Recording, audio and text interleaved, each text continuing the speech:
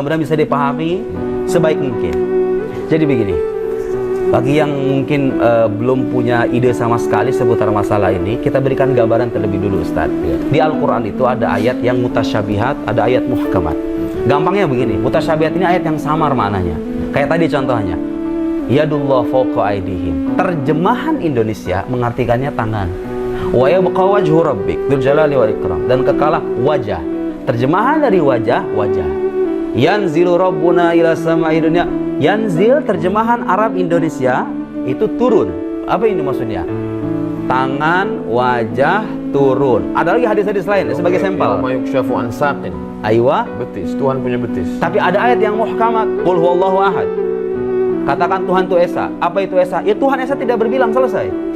Laisa kamitslihi syai'. Tidak ada yang serupa dengan Tuhan. Itu jelas banget. Bagaimana panduan para ulama ketika menjumpai ayat yang dua model ayat yang berbeda ini? Ayat mutasyabihat harus dipahami berdasarkan ayat muhkamat. Berarti kalau kita jumpa dengan ayat-ayat yang seolah-olah, saya bilang seolah-olah, zohirnya atau bunyi lahiriahnya menunjukkan keserupaan Tuhan dengan makhluk, harus dipahami ayat-ayat ini dalam ayat muhkamah yang bunyinya laisa kamitslihi syai'. Tidak ada yang serupa dengan Allah, titik. Lam yakul lahu kufuwan ahad. Allahus samad. Dan ayat-ayat yang muhkamat lain. Allah nggak serupa dengan makhluk. Oke, ada ayat ini bunyi lahiriahnya seolah-olah punya tangan. Kemudian ada ayat yang bilang Allah nggak serupa dengan makhluk.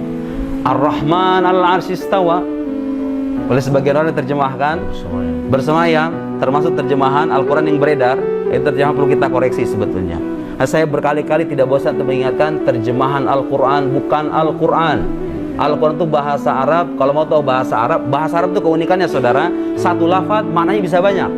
Istawa itu bisa mana? Ada maknanya istaqarra, ada maknanya istaula, ada maknanya qasada, ada maknanya kada-kada, maknanya banyak.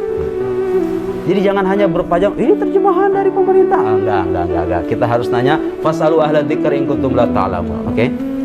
Oke, itu satu prinsip. Bukan saya yang bilang kaidah begitu. Ulama mufassirin sepanjang sejarah bilang begitu. Kalau ada ayat mutasyabihat, dipahami berdasarkan ayat muhkamah. Sebetulnya Ustaz, kalau kita jumpa dengan ayat-ayat tadi itu, yad, kemudian wajah dan lain-lain, kita ini Asy'ariyah itu nggak mengingkari loh. Nuthbit ma'athbatallahu li nafsi. Jadi kita ini menetapkan apa yang Allah tetapkan untuk dirinya. Di antara tuduhan yang beredar, Asy'ariyah itu mengingkari Tuhan punya nuthbit anna lahu yad, nuthbit anna lahu yad. Lakin ma ma'na hadzal yad? Ma ma'na? Apa maknanya? Itu bedanya kita itu. Yeah. Jadi kita ini, saudara, kalau ketemu ayat Al-Quran, Ar-Rahman al-'arsy istawa, percaya nggak Allah istawa? Saya percaya. Sebagai Asy'ari, saya diwajibkan, sebagai Muslim, bukan Asy'ari. Anda Muslim harus percaya Allah istawa. Lillahi yadullah fawqa, harus percaya. Tapi yang bedakan kita apa? Penetapan makna zohirnya.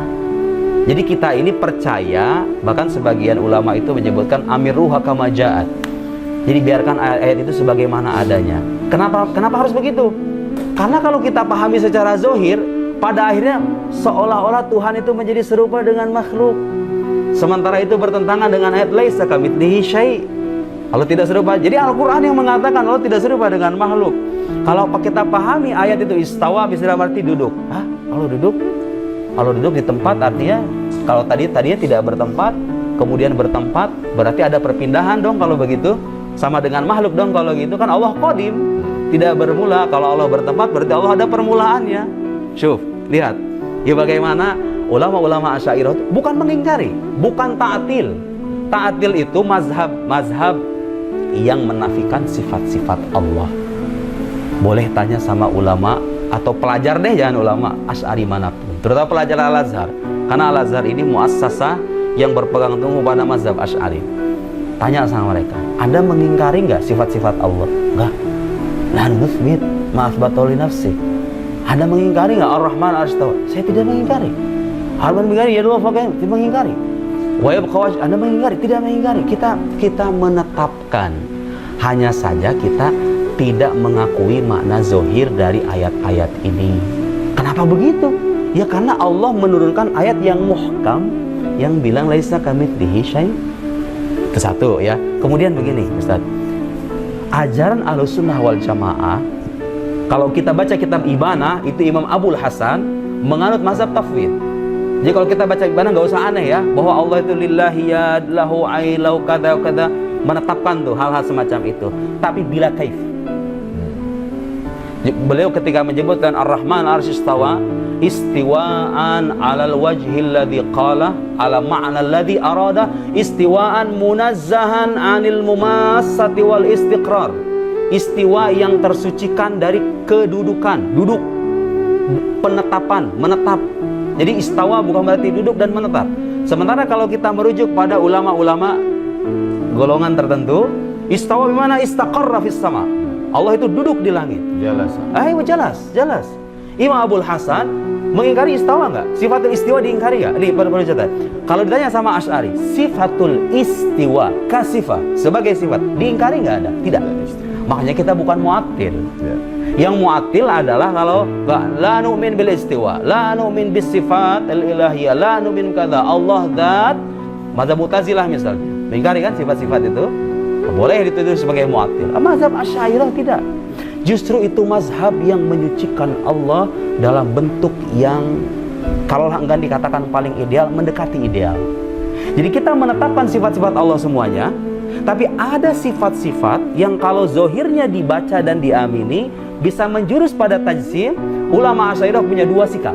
Satu tafwid, wahada aslam. Tafwid itu artinya kalau Anda berjumpa dengan ayat-ayat begini, yad, tangan. Allah jika kalau bertanya, halillahi yad, na'am, lahu yad, lakin ma ma'nal yad, la na'lamu. Itu mazhab Asy'ari itu. Tapi kalau tanya apakah Allah punya tangan? Enggak, tangan versi orang Indonesia kan ini. Ya enggak? Oh, khalas, la.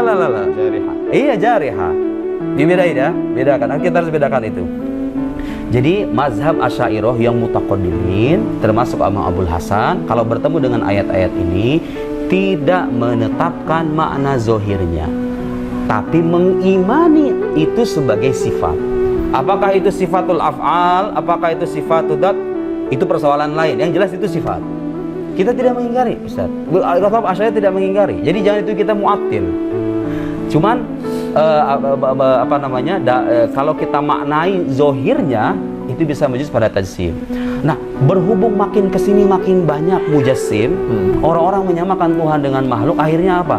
Ulama Asy'ariyah mutaakhirin, Imam Laqani, Imam Ar-Razi, Imam Baqillani, Imam Al-Ghazali, Imam Al-Haramain, Imam Fulan, mereka menempuh takwil. Dan kita perlu tahu, Anda percaya atau tidak, ternyata dosen kami di Al-Azhar itu mengarang kitab, Ustaz, judulnya Ta'wilus Salaf li Sifatillah. Salaf mu'awilun. Terus kenapa ada ungkapan bahwa tafwid mazhab salaf, ta'wil mazhab khalaf?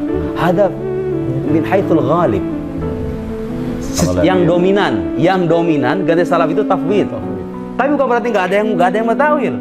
Bahkan Syekh Said Ramadan Al-Buti, boleh dicek di pengantar kitab judulnya Ahlus Sunnah Al-Asy'ariyah.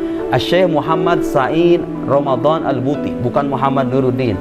Beliau alim kabir min ulama'il muslimin. Beliau menyebutkan tidak ada ayat yang ditakwil oleh golongan Asy'ariyah kecuali ada landasannya dalam takwilan generasi salafus saleh. Bukan bid'ah takwil itu, memang sudah ada riwayatnya. Silahkan dicek, bisa di-download itu kitab Ta'wil As-Salaf li Sifatillah. Jadi kalau kita mentakwil ayat-ayat tadi, itu memang sudah ada contohnya dari salafus saleh. Jadi mazhab tafwid itu cocok untuk orang awam. Mazhabul ulama, mazhabnya para ulama yang bersengketa dengan mujassimah, bersengketa dengan orang-orang ateis dan lain-lain, mazhab ta'wil. Kilahuma yumathilan mazhab ahli sunnah wal jamaah. Keduanya adalah mazhab ahli sunnah wal jamaah. Saya kira inilah mazhab yang betul-betul menghormati nas. Tandanya apa menghormati nas? Gak diingkari itu ayat-ayat, tapi menghormati akal. Tidak mengidentikan atau mempersamakan Tuhan dengan makhluk.